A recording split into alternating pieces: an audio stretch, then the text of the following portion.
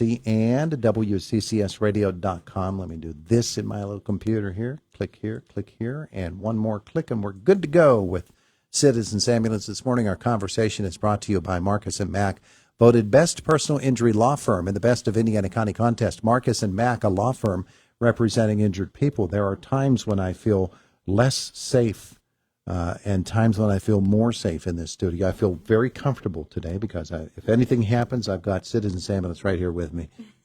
David Shaffer, good morning. You brought a couple of pretty accomplished individuals with you this morning. Yes, like we had talked about the last time, we're going to bring some crew members and sort of do a day in the life of the crews and what they do, the boots on the street for those guys and gals that do a job that I certainly would not want to do. So wanted to start out just like we had mentioned, our 2024 membership drive update from our mailing that happened in November. Of the 6,000 pieces of mail, we had an 80% return on that so far. So that's about 4,800 pieces came back in the door. Our splits on that, our senior households are really our crutch, what we rely on. 85% of that are seniors that are 62 years or older. 15%, of course, are those the other way, 62 or younger.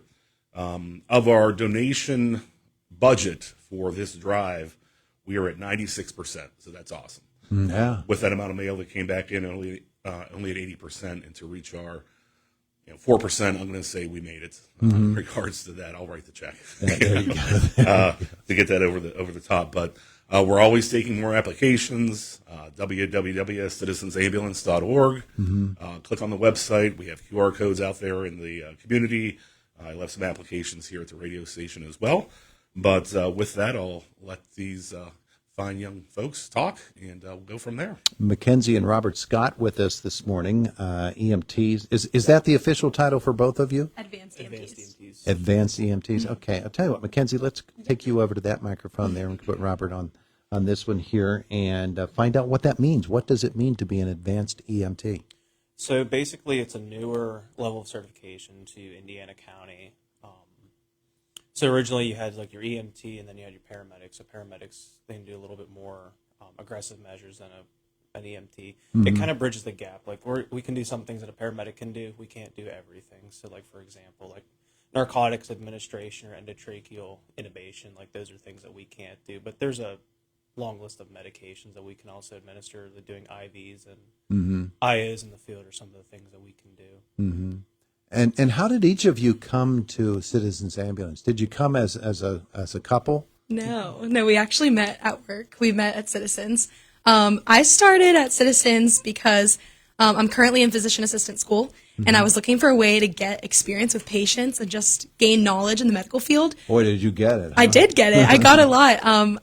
I am so appreciative of everything I've learned in EMS.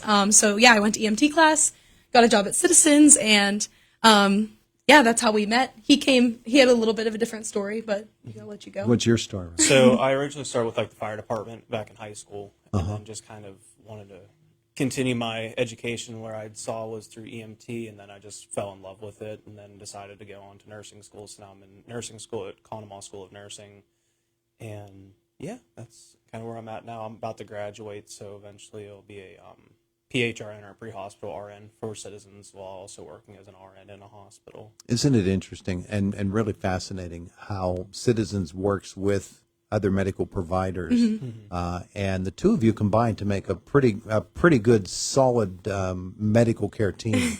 You as a couple working with Citizens Ambulance, but each of you individually with your training for other things. Yeah, for sure. Yeah, it's really fascinating when you stop and you think about it. So you've been with. How long have you been with the Citizens? We started around the same time. So both of us, it's been about 3.5 years. And then we, after we started dating, went and got our advanced EMT together. And that's been about 1.5 years. How often are you working on the same shift? We work together a lot. Pretty consistently. Oh, yeah. So I like to say that's why we got married. We, obviously there was some other underlying chemistry there, but like we really noticed like how well we work together on a truck and as a team, and it's like, okay, well, if we make this good of a team in the field, like we could do life together. So Well, sure. And I'm sure that you have stories to tell of those 3.5 years that are, well, we obviously won't tell them here, but you come into all kinds of different scenarios when you do the job that you guys do.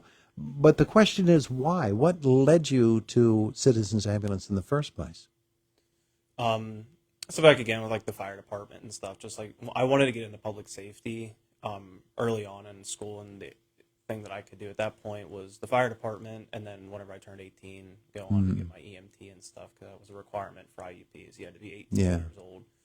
And just taking care of people, providing that public service, there isn't a lot compared to before. Like there's not a lot of people given that service, so just being able to do that and be kind of against the grain of this generation is something that I really like to do.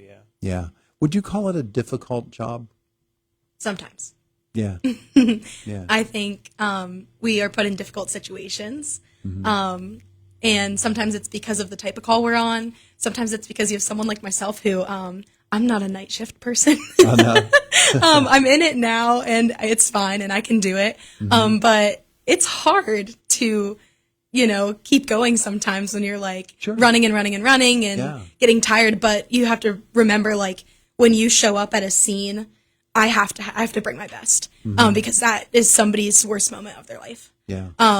And so that's somebody's family member. And so no matter how difficult it is, I think that we just always kind of are able to leave that at the door. You know what I mean? What's interesting to me is you are two different personality types, and you're working together as a team, and you bring that to the job, and you each bring those strengths to the job as well. And I can see how that would really, really work for somebody who's in a, as you said, it's the worst moment of their life. It's a terribly stressful time for them.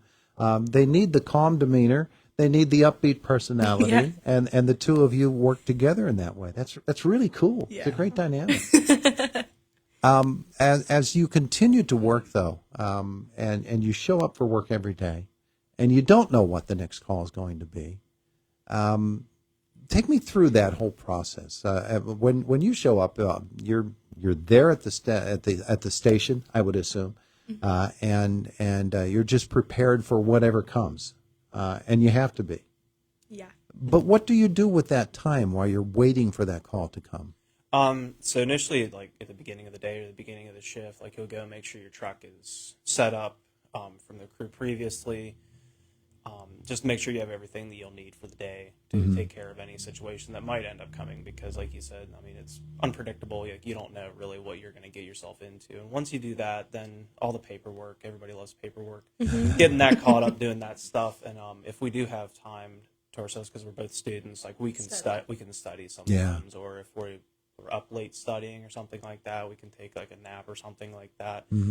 And then, Con Ed too. That's another thing. We're continuously continuing our education both through school and through EMS. Like we're required to have so many credited hours. I was going to ask about that because while you are both studying for careers in the medical field, and you have those different disciplines that you're studying, at the same time, working with Citizens Ambulance Service and doing the work that you do as an EMT, there are probably certain requirements, educational levels that you have to attain, updates that you have to do, and they add to what it is that you're learning. Yes. I would guess that there's a few things swimming around in your head at any given time. When you're studying for this, for your education, and then at the same time, now you're training for citizens. Yeah, it's really cool though, like, because like I had said, like from EMS, what I wanted was experience. I wanted experience taking care of patients, and I wanted experience, learning about different body systems and disease processes. And it is cool sometimes to see like how like, okay, I'm learning about this in class, this disease in class, and I have a lot of overlap in my job. So like whenever we are working on Saturday, but I'm going to school Monday through Friday, it happened a lot last year where I would get a patient and they would have some disease they would tell me about, and I'm like, oh, I just learned about this. And it gets you a little, like, you're excited. You're like, I know I know a little bit. I can help you a little bit more just because, Yeah. I can understand you a little bit more and stuff like that. On top of your EMT training, Yeah. you've got that extra background. It's a great advantage, isn't it? Mm-hmm. Yeah. So if somebody would to be considering a career with Citizens Ambulance, and they are wondering, is it really for me? What would you recommend to them? What should they do? Well, it's funny you bring that up because I've actually been trying to get some things together to push for an initiative at different places like my home school at Homer Center and ICTC and stuff. I've been trying to set up things to talk to people coming up through high school about that. I would say go for it, especially if you're in the medical field, because the experience that you get is second to none.